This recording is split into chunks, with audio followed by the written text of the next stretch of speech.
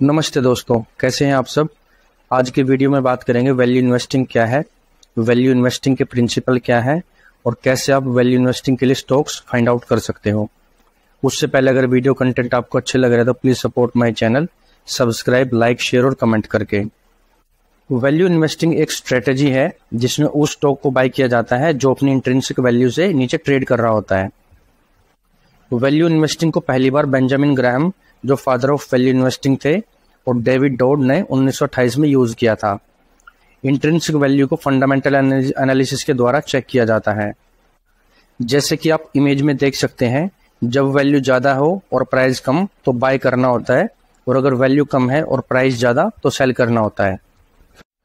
Value investing कैसे काम करती है, जैसे कि आप इमेज में देख सकते हैं, इन्वेस्टर अंडरवैल्यूड एसेट को बाय करके लॉन्ग टर्म यानी कि प्राइस एप्रिशिएट होने तक होल्ड करता है और फ्यूचर में प्रॉफिट होने पर उसको सेल कर देता है।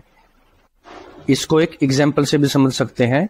मान लो XYZ कंपनी का प्रेजेंट स्टॉक प्राइस 100 रुपीज है और फ्यूचर परफॉर्मेंस के बेस पर प्राइस 120 हो जाता है। फर्दर मार्केट सेंटिमेंट चेंज होने की वजह से प्राइस 180 तक चला जाता है, लेकिन स्टॉक की एक्चुअल इंट्रिंसिक वैल्यू जो कैलकुलेट करके और एनालिसिस करने के बाद आती है वो आती है 80 रुपीज। तो हम कह सकते हैं कि ये स्टॉक 100 रुपीज में ओवर वैल्यूड है। 120 और 180 में तो बिल्कुल भी बाय करने लायक नहीं है stock. Stock under valuation factors. जब भी स्टॉक अंडर वैल्यूड होता है तो इन फैक्टर्स पर डिपेंड करता है। Panic trading, poor economic condition, sluggish corporate performance, bad business news, market crashes और साइक्लिकलिटी। जब भी ये इवेंट होते हैं तो हमें ये चेक करना होता है कि ये फैक्टर्स टेम्परेरी है या परमानेंट। अगर टेम्परेरी है तो फंडामेंटल स्ट्रॉन्ग स्टॉक को बाय कर लेना चाहिए। Key rules of value investing. Rule number 1, be calculative not speculative. मतलब जब भी स्टॉक बाय करना होता है तो आपको डिटेल रिसर्च और एनालिसिस के बेस पर करना चाहिए। वैल्यू इन्वेस्टिंग में हमारा फोकस होता है एडिक्वेट प्रॉफिट अर्न करना इन लॉन्ग टर्म। जल्दबाजी में आकर किसी भी प्रकार का स्पेकुलेशन से हमें बचना चाहिए। जैसे कि आप इमेज में देख सकते हैं, स्पेकुलेशन में रिस्क ज्यादा होता है और probability of return come. Speculation में अक्सर फंड्स बोरो करके हम अपने आप को लॉस करवा लेते हैं और बाद में पछताते हैं। Know the intrinsic value of investment. Value investing में हमें इंट्रिंसिक वैल्यू से नीचे ट्रेड कर रहे स्टॉक को बाय करना होता है। अगर प्राइस इंट्रिंसिक वैल्यू से ज्यादा है तो ओवर प्राइस माना जाता है वो स्टॉक। जैसे कि आप इमेज में देख सकते हैं, जब भी स्ट्रॉन्ग फंडामेंटल स्टॉक आपको बिलो इंट्रिंसिक वैल्यू में मिले तो बाय कर लो और हाई होने पर सेल कर दो। इंट्रिंसिक वैल्यू को निकालने के लिए जो भी मेथड यूज होते हैं उस पर मैं अलग से वीडियो बनाकर डाल दूंगा। Ensure A high margin of safety on stock. Margin of safety होता है current price minus intrinsic value. Suppose कोई स्टॉक 100 रुपए में पे ट्रेड कर रहा है और उसका इंट्रिंसिक वैल्यू है 95, तो मार्जिन ऑफ सेफ्टी 5% हुआ। बहुत सारे वैल्यू इन्वेस्टर उन स्टॉक को सिलेक्ट करते हैं जिनमें मार्जिन ऑफ सेफ्टी 30% से ज्यादा हो, क्योंकि इससे वो स्टॉक की अपसाइड पोटेंशियल का भी पता लगा लेते हैं। Focus on long term investing. कई बार आपको स्टॉक प्राइस के अप्रिशिएट होने तक वेट करना होता है, क्योंकि वो स्टॉक अभी या तो आउट ऑफ फेवर सेक्टर में है या अभी मीडिया कवरेज उस पर नहीं आ रही। अगर आप पेशेंसली उस स्टॉक को होल्ड करोगे तो डेफिनेटली फ्यूचर में आपको मल्टीफोल्ड रिटर्न कमा के देगा। वॉरेन बफे के अनुसार स्टॉक मार्केट एक डिवाइस है जो इम्पेशेंस लोगों से पैसे निकालकर पेशेंस लोगों तक ट्रांसफर करता है। जैसे कि आप इमेज में देख सकते हैं, popular stock Eicher, Asian paint, Infosys, MRF को स्टॉक प्राइस 2004 और 2021 में कितना है। अगर किसी ने पेशेंसली इनमें इन्वेस्ट किया होता तो बहुत अच्छा प्रॉफिट कमाकर बैठा होता। Do not follow the heard. Value investing में हमें मोमेंटम इन्वेस्टिंग को अवॉइड करना चाहिए। मोमेंटम इन्वेस्टिंग वो होती है जिसमें मार्केट हाइप की वजह से अक्सर लोग पॉपुलर स्टॉक को बाय कर लेते हैं और बाद में पछताते हैं। वैल्यू इन्वेस्टिंग में खुद की रिसर्च करके कॉन्फिडेंस बनाकर वो स्टॉक को बाय करना होता है जिस पर हमने रिसर्च की होती है। जैसे आप इमेज में देख सकते हैं, अक्सर लोग ब्लाइंडली न्यूज या हार्ड बिहेव की वजह से वही करते हैं जो दूसरे लोग करते हैं। हमें इस वैल्यू इन्वेस्टिंग में ये बिहेव करना चाहिए, फियरफुल में ग्रीडी और ग्रीडी में फियरफुल, क्योंकि हम इंसान हैं, भेड़ नहीं। Select investment that avoid loss. Investing में सबसे पहला रूल होता है अपने कैपिटल को बचाकर रखना। बेंजामिन ग्रेहम और डेविड डोड की बुक सिक्योरिटी एनालिसिस जो 1934 में पब्लिश हुई थी ड्यूरिंग ग्रेट डिप्रेशन के अनुसार, अगर हमारा पोर्टफोलियो लॉस में है तो हम अक्सर हाई रिटर्न के चक्कर में रिस्की स्टॉक में पैसा लगा देते हैं, जो हमें और ज्यादा नुकसान करवा बैठता है। एक वैल्यू इन्वेस्टर हमेशा कुछ सेक्टर या बिजनेस में इन्वेस्ट करता है जिसको वो अच्छी तरह समझता है, जिससे वो बड़े लॉस से अपने पोर्टफोलियो को बचा लेता है और लॉन्ग रन में प्रॉफिट बनाता है। Know the reason for selecting investment. एक वैल्यू इन्वेस्टर को अपनी इन्वेस्टमेंट का इन डेप्थ नॉलेज होता है और वे इन क्वेश्चन का भी उनको पता होता है, लाइक कंपनी क्या करती है, कंपनी के कॉम्पिटिटर कौन कौन है, कंपनी की कॉम्पिटिटिव एडवांटेज क्या है, स्टॉक के लिए कौन सा वैल्यूएशन मॉडल सही है, स्टॉक क्यों अभी डिस्काउंट पे मिल रहा है, ये इंफॉर्मेशन उसको पता होती है। Understand the market dynamics before investing. एक वैल्यू इन्वेस्टर को तब स्टॉक बाय करना चाहिए जब वो डिस्काउंट में मिल रहा हो। इसके लिए एक वैल्यू इन्वेस्टर को मार्केट इमोशन साइकिल्स का पता होना जरूरी है। जैसे आप इमेज में देख सकते हैं, मार्केट यूफोरिया में अगर स्टॉक बाय किया जाता है तो वो point of maximum financial risk होता है। वहीं पैनिक सेलिंग या डिप्रेशन पॉइंट पर अगर बाय किया जाता है तो वो मैक्सिमम गेन अपॉर्चुनिटी होती है। Process of value investing. Stock exchanges पर 5000 से भी ज्यादा कंपनीज लिस्टेड हैं। उनमें से स्ट्रॉन्ग फंडामेंटली और बिलो इंट्रिंसिक वैल्यू के स्टॉक को बाय करना वैल्यू इन्वेस्टिंग है। जैसे कि आप इमेज में देख सकते हैं, स्टॉक की अगर 10 ईयर हिस्ट्री अवेलेबल है तो स्टॉक को सिलेक्ट करना। बिजनेस फंडामेंटली स्ट्रॉन्ग है तो उसकी इंट्रिंसिक वैल्यू निकालना। उसके बाद मार्जिन ऑफ सेफ्टी अप्लाई करके ये देखना कि ओवर प्राइज्ड है या अंडर प्राइज्ड। अगर अंडर प्राइज्ड है तो बाय करना। ये वैल्यू इन्वेस्टिंग का प्रोसेस है। How to find value stocks. Point number 1, company की हिस्ट्री और रेपुटेशन की रिसर्च करना।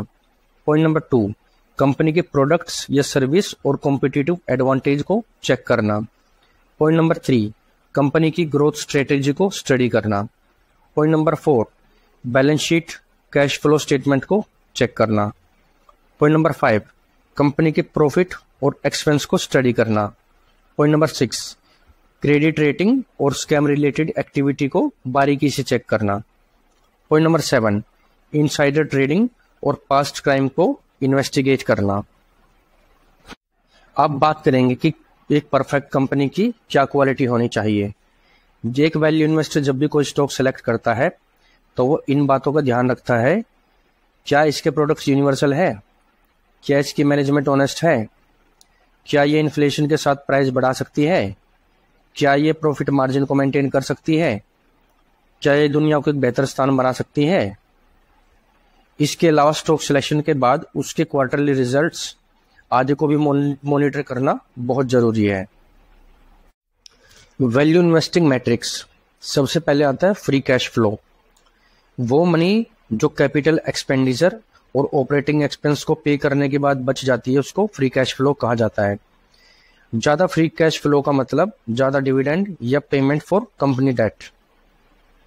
उसके बाद आता है P ratio, price to earning ratio, जिसका फॉर्मूला है market value per share divide by annual EPS, EPS earning per share. Smaller ratio मतलब स्टॉक सस्ता है और एक वैल्यू स्टॉक है। उसके बाद आता है PEG ratio, price earning growth ratio, जिसका फॉर्मूला है price to earning divide by EPS growth. ये सबसे ज्यादा एक्यूरेट इंडिकेटर है स्टॉक वैल्यू को चेक करने का। पीईजी रेशियो 2 से अगर बिलो है तो एक अच्छा साइन है। उसके बाद आता है P price to book ratio, जिसका फॉर्मूला है market price of share divide by book value. ये रेशियो नॉर्मली बैंक या एनबीएफसी इंडस्ट्री में यूज किया जाता है। रेशियो बिलो 1 का मतलब है अंडर वैल्यूड स्टॉक। उसके बाद आता है D by E, debt to equity ratio, company total liability divide by share holder equity. ये रेशियो 1 से बिलो होना चाहिए।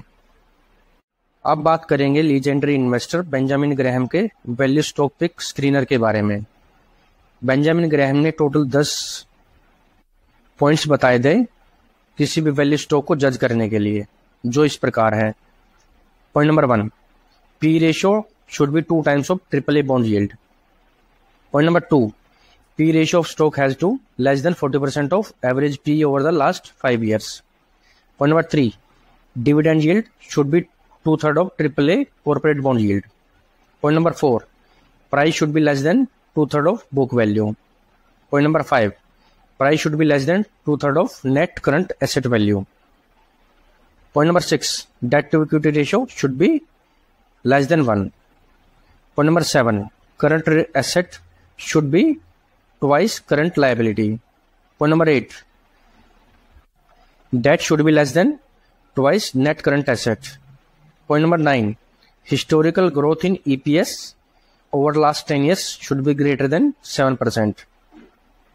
Point number 10, no more than 2 years of declining earning over the previous 10 years. अब बात करेंगे वॉरेन बफे के tenets यानी सिद्धांतों के बारे में।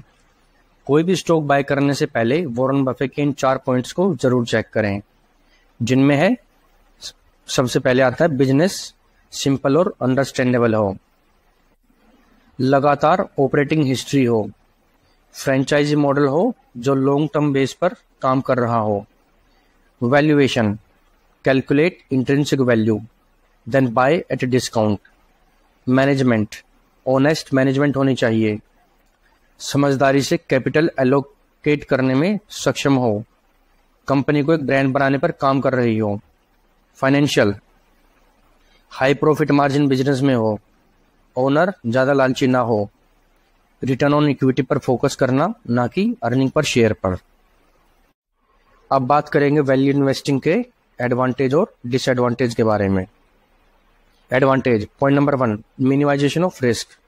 लॉन्ग टर्म अप्रोच की वजह से वैल्यू इन्वेस्टर मार्केट फ्लक्चुएशन पर ध्यान नहीं देता और रिस्क को कम कर लेता है। Point number 2, make the most out of compounding effect. Long term approach की वजह से प्रॉफिट री इन्वेस्ट होता चला जाता है और कंपाउंडिंग काम करती रहती है। Point number 3, proven approach. Benjamin Graham, Warren Buffett, Charlie Munger जैसे बड़े बड़े निवेशकों ने वैल्यू इन्वेस्टिंग से बहुत पैसा कमाया और आज भी कमा रहे हैं, तो एक प्रूवन अप्रोच है। Point number 4, less volatile. Long term approach की वजह से ये इन्वेस्टिंग स्टाइल कम वोलेटाइल है। अब बात करेंगे डिसएडवांटेज के बारे में। Point number 1, time consuming. Value investing time consuming activity है। इसमें कई बार मंथ और ईयर्स तक वेट करना पड़ता है प्राइस अप्रिशिएट होने का। Point number 2, long term investment option. Value investing एक बोरिंग प्रोसेस है। आज के डिजिटल एज में लोग अक्सर वैल्यू इन्वेस्टिंग पर फोकस नहीं करते क्योंकि उनको जल्दी प्रॉफिट कमाना होता है। Point number 3, value trap.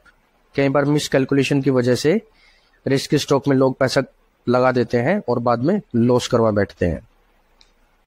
अगर आपको वीडियो कंटेंट अच्छे लग रहे हैं तो please support my channel by like, share, comment and subscribe. मिलते हैं अगली वीडियो में। Thanks for watching.